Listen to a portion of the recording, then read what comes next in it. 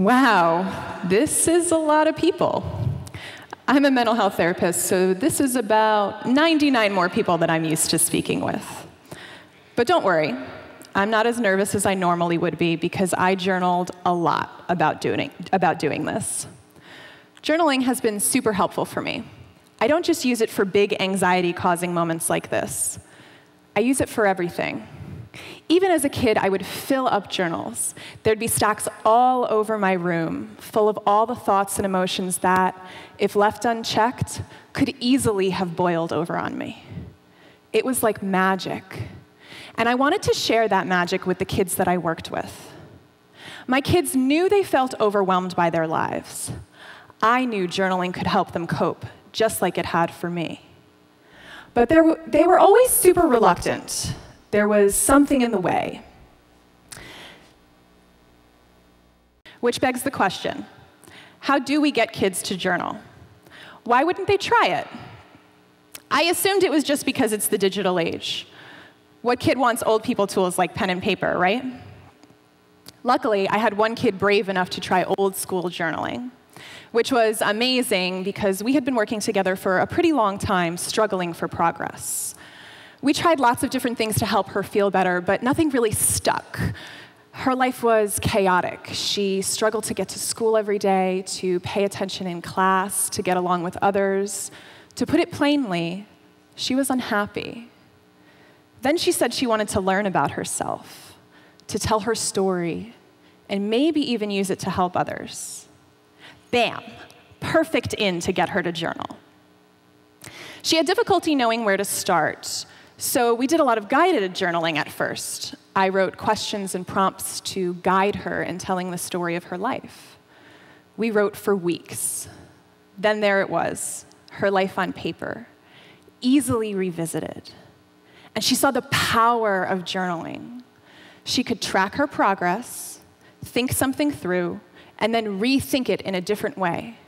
She could look back and see how amazingly resilient she had been in the past. And that gave her hope for the future. She started journaling on her own.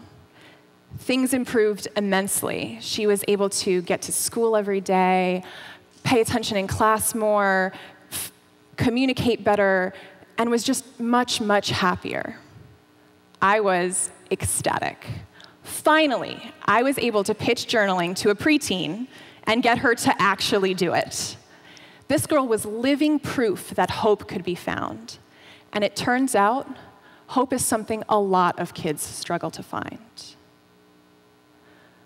But no good story goes long without turmoil. One afternoon, I asked her how journaling was going.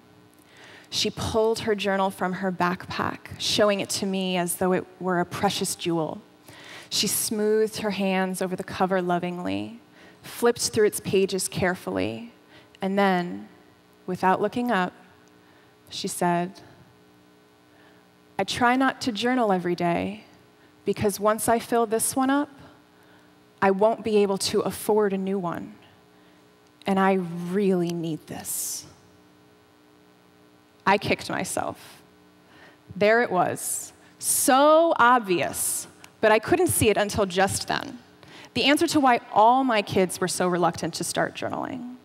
I could teach them to journal all I wanted, but it meant nothing if they didn't have the tools to actually do it. Sure, a piece of scrap paper or cheap notebook works from a functional standpoint, but does it work from an emotional one? No, right? If anything, a junky little notebook just reminds you of how hard your situation really is. What help is that? So I bought a bunch of journals, and I let her pick one out. Something beautiful, just for her. She was thrilled. She went and showed all of her friends. And then something happened. Some of the same kids that had been resistant to journaling when I had suggested it came back and asked for journals. And I had journals waiting for them. I bought so many journals. Luckily, I didn't just end up with a bunch of makeshift journals, makeshift coffee tables made out of unused journals. Kids were telling kids, and the journals were flying off my shelf. And most importantly, they were getting used. and it was effective. I shared my idea with some people close to me, and they offered to donate journals too. Some of these people I had known for most of my life, and I never even knew they journaled. They weren't alone either. After a Facebook post, donations started pouring in from all over the country.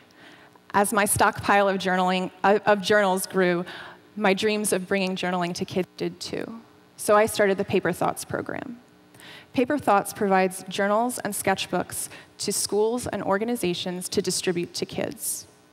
We also provide free resources on different types of journaling, how to journal, and lots of journal prompts.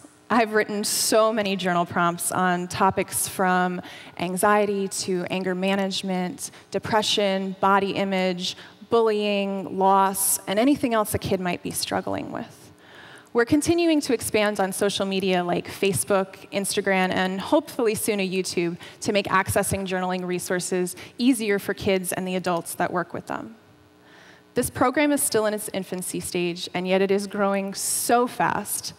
In just a few short months, we've given journals to 116 kids. That's 116 breakthroughs of kids steadily expressing themselves, finding their voice, channeling their emotions in a healthy way, watching themselves grow, and finding hope. 116 lives changed for the better. So, how do we get kids to journal? We get kids to journal by giving them something that makes their words feel important, by helping them through the hard times when it's not always easy to write, and by giving them a place to come back to when they run out of space, to let them know that there is always enough room for how they feel. We get them to journal by proving to them that the world wants them to write, wants them to set themselves free from the belief that they have to hold it all inside, and wants them to find hope. And maybe, just maybe, Paper Thoughts can be the spark that makes that happen. Thank you.